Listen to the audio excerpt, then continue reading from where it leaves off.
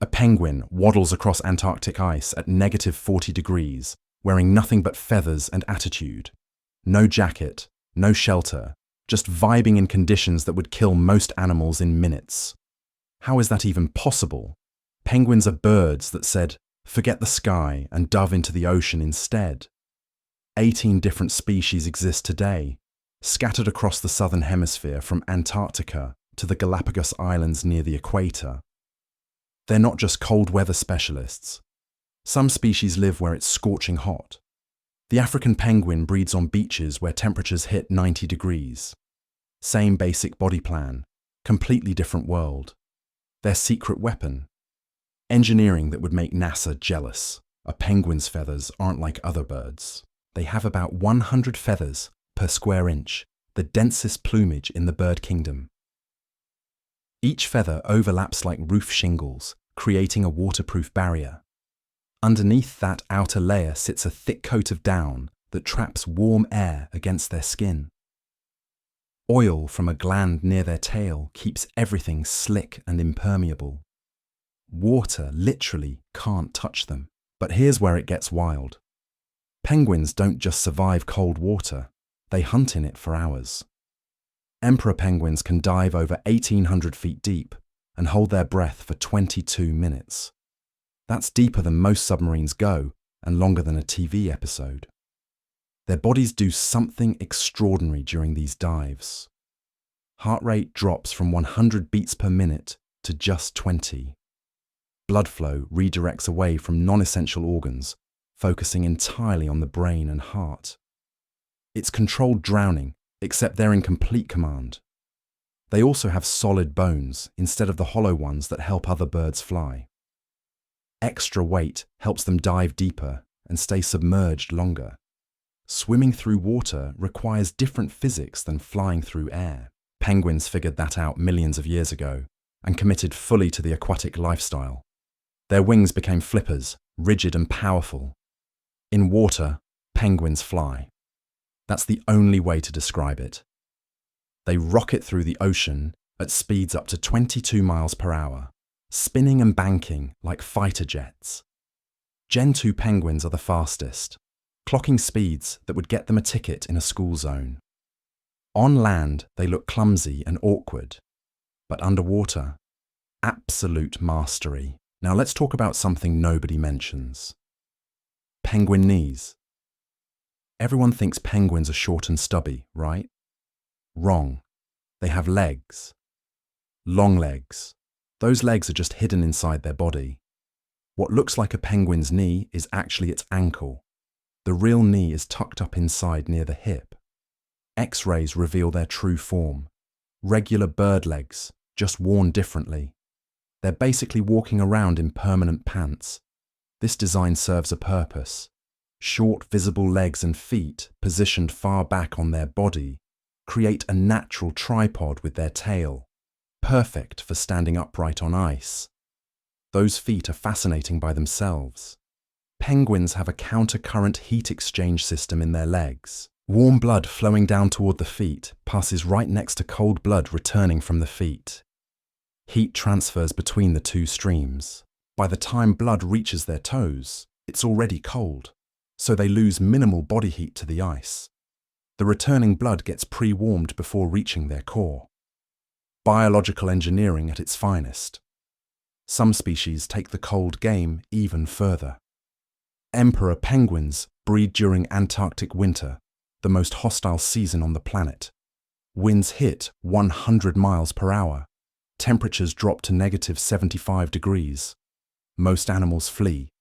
Emperors march inland to breed. The males do something extraordinary. After the female lays a single egg, she transfers it to the male and leaves for the ocean to feed. He balances that egg on his feet, covered by a warm fold of skin called a brood pouch, for 64 days straight. No food, no breaks, just standing there in the worst weather Earth can produce, keeping an egg warm. Thousands of males huddle together in a massive rotating scrum, taking turns on the brutal outer edge.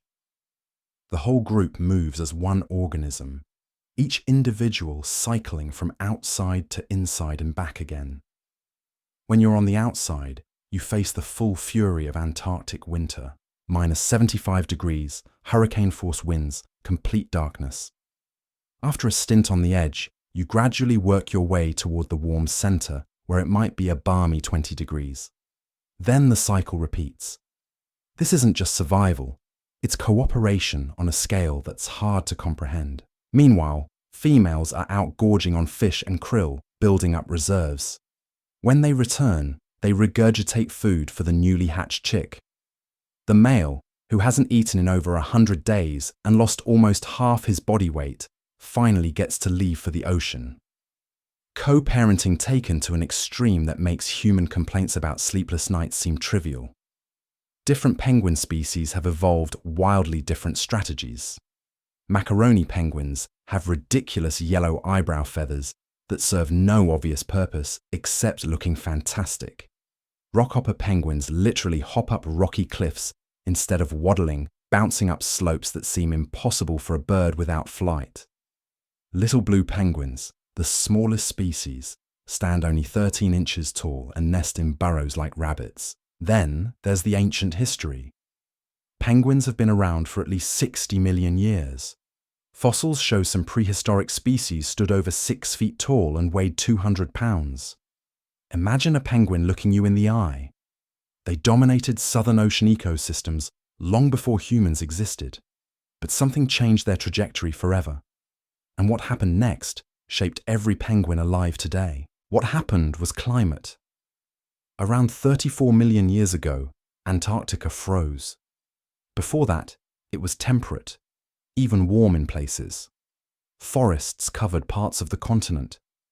Then tectonic plates shifted, ocean currents changed, and Antarctica became the frozen wasteland we know today. Most animals left or died. Penguins stayed. They didn't just endure the transformation, they thrived in it. Their bodies had already been optimized for underwater hunting in cold water. When their habitat went from chilly to absolutely brutal, they doubled down on their adaptations. Thicker feathers, more blubber, better heat exchange systems. Antarctica became their fortress. No land predators could survive there. The ocean provided endless food. Other birds abandoned the continent. Penguins claimed it entirely. But here's where the story gets complicated. Climate shaped penguins once before, and it's shaping them again now. Only this time, the changes are happening faster than evolution can match. Ice shelves that existed for thousands of years are collapsing. Krill populations, the foundation of the Antarctic food web, are declining as ocean temperatures rise. Some penguin colonies have shrunk by 70% in just 50 years. Adelie penguins are particularly vulnerable. They depend on sea ice for breeding and accessing food. Less ice means less habitat. Chinstrap penguins, named for the thin black line under their heads, have seen similar declines. Meanwhile, Gentoo penguins, more adaptable to warmer conditions, are expanding their range southward into territory previously too cold for them. The Antarctic ecosystem is being reshuffled in real time. Scientists are watching what amounts to an evolutionary experiment happening at unprecedented speed. Will penguins adapt quickly enough? Some species might, others won't. There's another threat that doesn't get enough attention: human activity beyond climate change. Industrial fishing depletes the same fish stocks penguins rely on. Massive trawlers vacuum up krill by the ton to make fish oil supplements and animal feed. Penguins have to swim farther to find food. Farther means more energy expenditure, less time with chicks, higher mortality. Oil spills devastate colonies. A penguin's feathers are waterproof only when perfectly clean. A single drop of oil ruins that waterproofing. The bird gets soaked, loses insulation, and dies from hypothermia or starvation. Thousands have been killed this way. Tourism pressure is increasing too. Everyone wants to see penguins in the wild. Expedition ships bring hundreds of visitors to breeding colonies. Even well-meaning tourists cause stress. Penguins abandon nests when frightened. eggs get exposed to predators like skuas and giant petrels. Guidelines exist, but enforcement is inconsistent. Yet there's reason for cautious optimism. Conservation efforts are making a difference in specific cases. Some islands have been cleared of invasive predators like rats and cats, allowing ground-nesting species to recover. Marine protected areas restrict fishing in critical penguin feeding zones. Breeding programs have helped stabilize certain vulnerable populations. African penguins, found off the coast of South Africa and Namibia, were critically endangered a decade ago. Aggressive conservation measures have slowed their decline. Not reversed it, but slowed it. That's something. What's fascinating is how resilient penguins can be when given a chance. They've survived ice ages, volcanic eruptions, and mass extinction events. Their evolutionary track record suggests they're tougher than they look. But resilience has limits. Evolution works over thousands of generations. The current rate of environmental change is measured in decades. That's the mismatch. Penguins are caught between their incredible adaptations to a stable frozen world and the reality that world no longer exists. So what do we actually know for certain? Penguins are more complex than their cute appearance suggests. They're deep-diving pursuit predators with sophisticated thermoregulation and social structures. They've mastered one of Earth's harshest environments through millions of years of evolutionary refinement. Their current struggles aren't a failure of adaptation. They're a consequence of changes happening faster than natural selection can respond. The penguin's future depends on variables mostly outside their control. Ocean temperatures, krill populations, human fishing practices, political will to enforce marine protections. These factors will determine which species survive and which don't. Some will adapt. Some are already shifting their ranges, changing their breeding timing, altering their diets. Others won't make it. That's the uncomfortable truth. Not every species survives rapid environmental change. What we're witnessing is a real-time test of evolutionary flexibility versus environmental upheaval. And here's what makes penguins worth paying attention to beyond their obvious charm. They're indicators. What happens to them signals what's happening to entire ocean ecosystems. Penguins sit at a crucial point in the food web. They consume vast quantities of fish and krill, and they're consumed by seals, sharks, and orcas. When penguin populations crash, it means something fundamental has broken in the system. When they thrive, it indicates ocean health.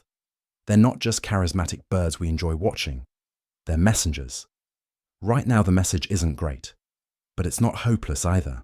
The difference between those two outcomes largely depends on what happens in the next few decades. Penguins have been around for 60 million years, surviving everything Earth threw at them. Whether they make it another 60 million depends significantly on us. That's the reality behind the waddle. Climate transformed penguins once. 34 million years ago, when Antarctica froze solid, they didn't retreat. They evolved into ice masters. But evolution needs time, thousands of generations to refine adaptations. The current environmental shift is happening in decades, not millennia. That's the core problem. Ocean temperatures are rising. Krill populations are crashing. Industrial fishing fleets are competing for the same resources penguins need. Some species are adapting, shifting ranges, changing breeding schedules. Others are declining fast. Adelie and chinstrap colonies have dropped 70% in 50 years. Gentoo penguins are moving into warmer territories their cousins can't handle. Conservation efforts show what's possible. Marine protected areas work. Removing invasive predators from breeding islands helps. African penguin populations stabilized when humans intervened aggressively. Not recovered, but stabilized. That matters. Here's the thing about penguins. They're not just adorable birds doing funny walks. They're apex indicators of ocean health. When penguin colonies crash, entire marine ecosystems are breaking down. When they thrive, the Southern Ocean is functioning. They're messengers telling us what's happening beneath the surface in systems we barely understand. 60 million years of survival through ice ages, volcanic eruptions, and mass extinctions proves their resilience. But resilience has limits when the environment changes faster than DNA can respond. What happens next depends largely on variables outside penguin control. Fishing regulations, climate policy, marine protections, political will. These birds mastered Earth's harshest environment through evolutionary perfection. Whether that's enough for what comes next is the question we're watching play out in real time.